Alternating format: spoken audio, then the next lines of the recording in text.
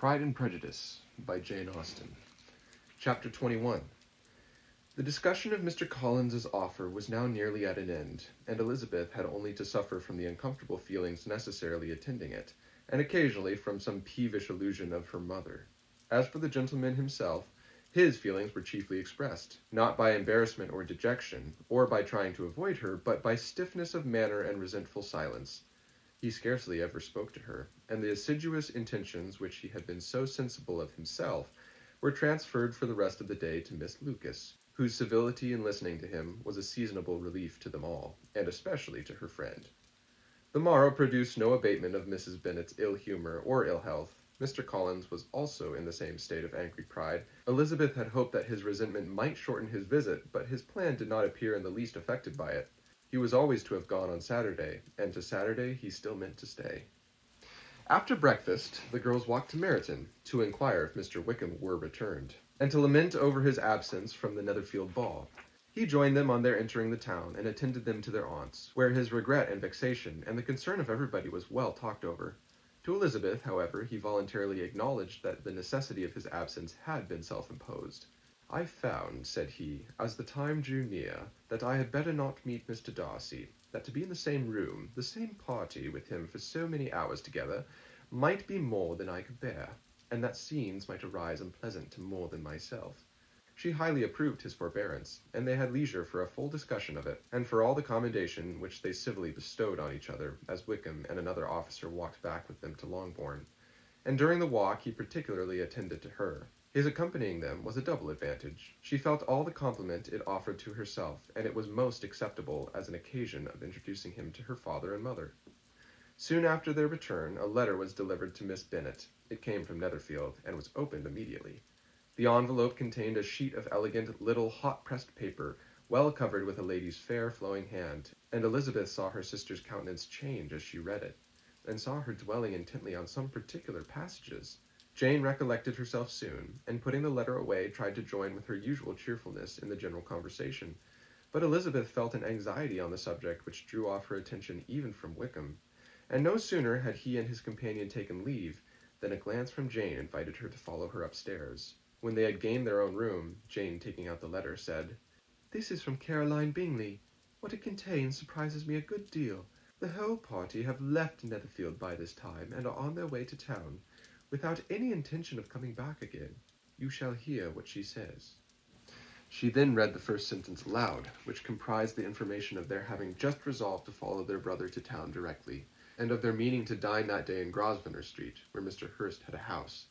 The next was in these words: "I do not pretend to regret anything I shall leave in Hertfordshire, except your society, my dearest friend, but we will hope at some future period to enjoy many returns of the delightful intercourse we have known, and in the meanwhile may lessen the pain of separation by a very frequent and most unreserved correspondence. I depend on you for that." To these high-flown expressions Elizabeth listened with all the insensibility of distrust, and though the suddenness of their removal surprised her, she saw nothing in it really to lament. It was not to be supposed that their absence from Netherfield would prevent Mr. Bingley's being there, and as to the loss of their society, she was persuaded that Jane must soon cease to regard it in the enjoyment of his. "It is unlucky," said she, after a short pause, "that you should not be able to see your friends before they leave the country. But may we not hope that the period of future happiness to which Miss Bingley looks forward may arrive earlier than she is aware, and that the delightful intercourse you have known as friends will be renewed with yet greater satisfaction as sisters? Mr. Bingley will not be detained in London by them. Caroline decidedly says that none of the party will return into Hertfordshire this winter. I will read it to you. When my brother left us yesterday, he imagined that the business which took him to London might be concluded in 3 or 4 days, but as we are certain it cannot be so, and at the same time convinced that when Charles gets to town, he will be in no hurry to leave it again, we have determined on following him thither, that he may not be obliged to spend his vacant hours in a comfortless hotel. Many of my acquaintances are already there for the winter. I wish I could hear that you, my dearest friend, had any intention of making one in the crowd, but of that I despair.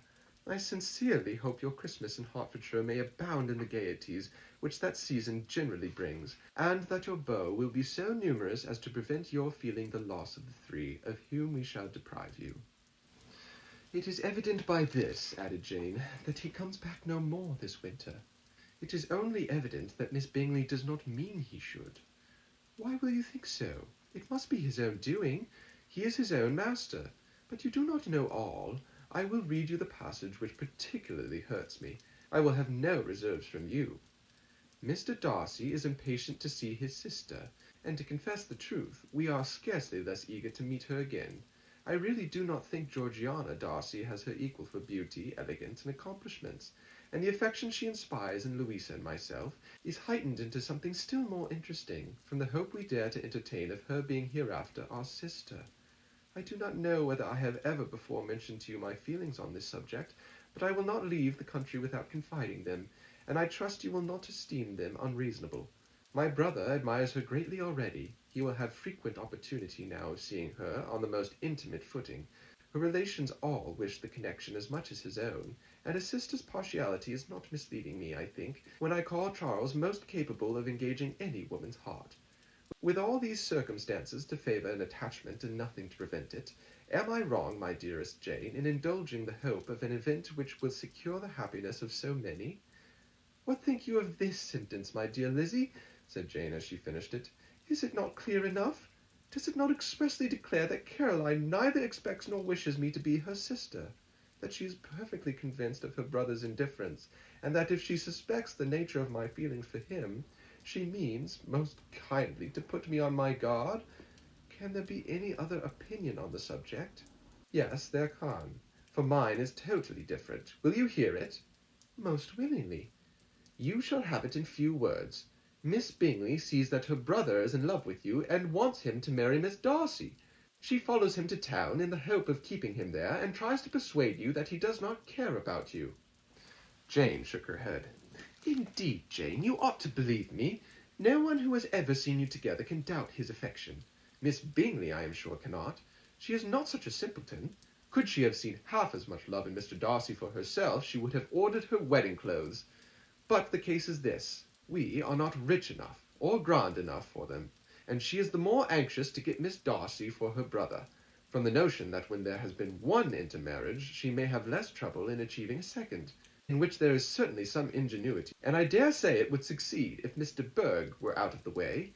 But, my dearest Jane, you cannot seriously imagine that because Miss Bingley tells you her brother greatly admires Miss Darcy, he is in the smallest degree less sensible of your merit than when he took leave of you on Tuesday, or that it will be in her power to persuade him that instead of being in love with you, he is very much in love with her friend. If I thought alike of Miss Bingley, replied Jane, your representation of all this might make me quite easy. But I know the foundation is unjust.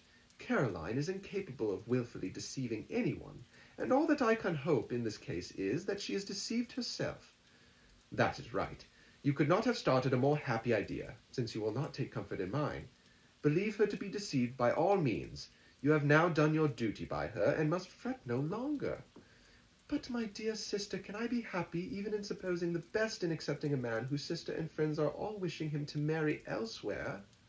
You must decide for yourself, said Elizabeth, and if upon mature deliberation you find that the misery of disobliging his two sisters is more than equivalent to the happiness of being his wife, I advise you by all means to refuse him. How can you talk so? Said Jane, faintly smiling. You must know that though I should be exceedingly grieved at their disapprobation, I could not hesitate. I did not think you would, and that being the case, I cannot consider your situation with much compassion. But if he returns no more this winter, my choice will never be required. 1,000 things may arise in 6 months. The idea of his returning no more, Elizabeth treated with the utmost contempt. It appeared to her merely the suggestion of Caroline's interested wishes, and she could not for a moment suppose that those wishes, however openly or artfully spoken, could influence a young man so totally independent of everyone. She represented to her sister as forcibly as possible what she felt on the subject, and had soon the pleasure of seeing its happy effect. Jane's temper was not desponding, and she was gradually led to hope, though the diffidence of affection sometimes overcame the hope that Bingley would return to Netherfield and answer every wish of her heart. They agreed that Mrs. Bennet should only hear of the departure of the family, without being alarmed on the score of the gentleman's conduct, but even this partial communication gave her a great deal of concern, and she bewailed it as exceedingly unlucky that the ladies should happen to go away, just as they were all getting so intimate together. After lamenting it, however, at some length, she had the consolation of thinking that Mr. Bingley would be soon down again and soon dining at Longbourn. And the conclusion of all was the comfortable declaration that, though he had been invited only to a family dinner, she would take care to have 2 full courses. End of chapter 21.